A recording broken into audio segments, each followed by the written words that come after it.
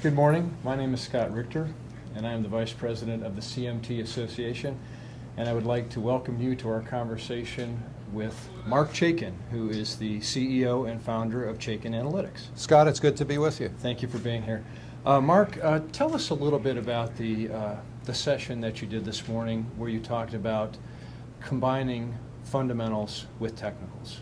Give us the high points. I've been on Wall Street for over 50 years, and pretty early on I realized that fundamental research only got you so far, that you had to combine it with technical analysis in order to protect assets, client assets, or your own in a bear market. And so I started a lifelong research project, 45 years creating technical indicators, and I retired for 10 years and came out of retirement after the financial collapse of '08 to fulfill my life's dream, which was to build a predictive model that went way beyond technical analysis, recognizing that fundamentals drive stock prices, and that if we're only looking at the technical picture, we're getting a good indication of what's going on in the market, but that the fundamental picture makes everything clear.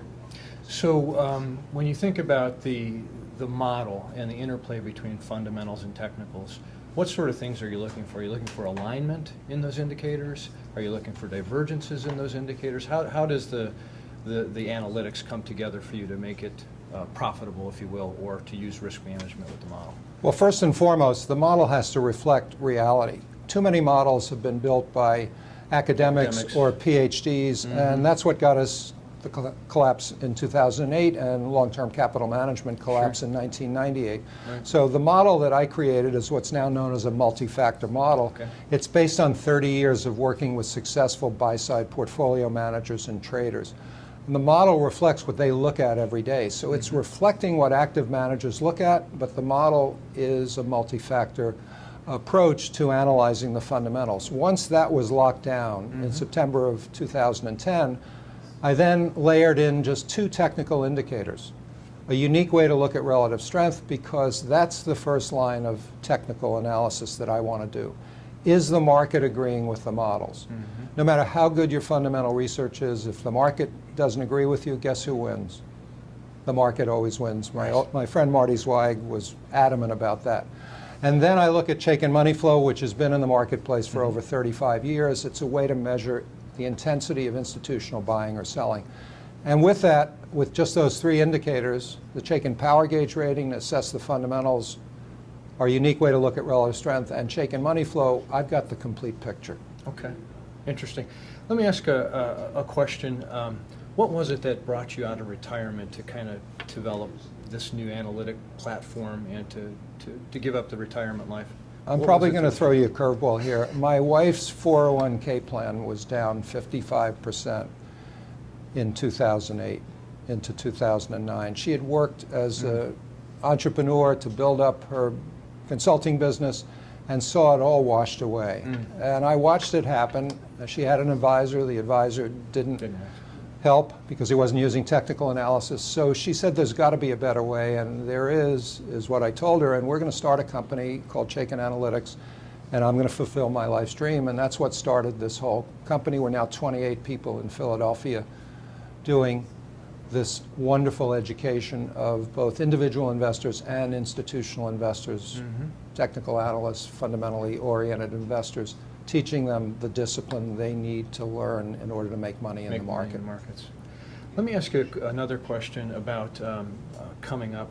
Who was it that might have had an influence on you as you were coming up as an investor, as a technical analyst? The biggest mentor and most influential person was a guy named G. Stanley Burge, who was at Tucker Anthony and R.L. Day, where I headed the options department. He was really the first quantitative macro analyst on Wall Street. He looked at money supply, but he also looked at technicals. He looked at rate of change of earnings. So he really had a big impact on me. He had a huge institutional following, and he made a big impact on me. And the thing he said to me that was the most impactful was, Mark, along the way, you're going to hear people say it's going to be different this time, and it never is. Oh, that's so true. That's so true. Why don't we close with, can you make a comment about, we struggle on the board level a bit with the active-passive debate. and the contraction in the industry and research. And can you talk a little bit about that as you look forward, as you look at the dynamic that we're going to see over the next, say, market cycle, and how technicals may come into play? Well, one of the things that's skewing a lot of the analysis of active versus passive is that we've been in a 9-year bull market coming out of a mess financially. So if you're just looking at the last 10 years, you're getting a distorted picture. The reality is that active managers have underperformed their benchmarks in 13 out of the last 14 years. Active managers do well in a period of rising interest rates. So in theory, with interest rates moving up, if they continue to move up, active managers should do relatively well. I still favor the quantitative approach. So what we've done with the Chaikin Power Gauge rating is model the factors that successful active portfolio managers and analysts look at, but put them into a passive wrapper. So it could be an index that an ETF is based on. It could be a bottom-up stock portfolio construction methodology, but always combining fundamentals and technicals. Okay. Let me ask you one more question. I lied before. What advice would you give to some of the younger men and women that are coming up who are interested in technical analysis? What advice would you give them as far as pursuing their knowledge path? I'd say learn from the masters, because there's nothing new under the sun. So a book that I would start with is Gartley on Volume, which goes back to the 30s, and then work up through Edwards and McGee and some of the more mathematically oriented technical analysis. David Aronson has a great book that's very methodical about analyzing technical indicators. You've got to read. If you're not reading, then you're not learning, and if you're not learning, as Warren Buffett said, you're pretty soon out of the game. So start with the people whose ideas, as John Bollinger said, are first principles.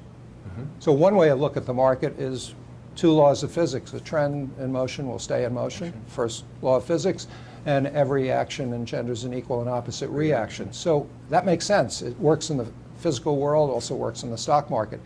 Everything has to make sense. I think that really summarizes for me. If it doesn't pass the smell test, then run away from it, because it may be just a one-off pattern or idea that's working now that's not going to work in the future. So whatever you do, if you're new to this, make sure it passes the smell test. Does it reflect how Wall Street really works? Okay.